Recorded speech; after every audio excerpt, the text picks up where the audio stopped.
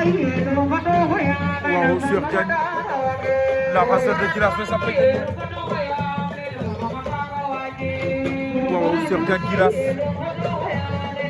samp dafa jël ci fa mag waaw loolu important waaw loolu tegtalu lamb la Cheikh Diagne Djilass est-ce que day saraxe waaw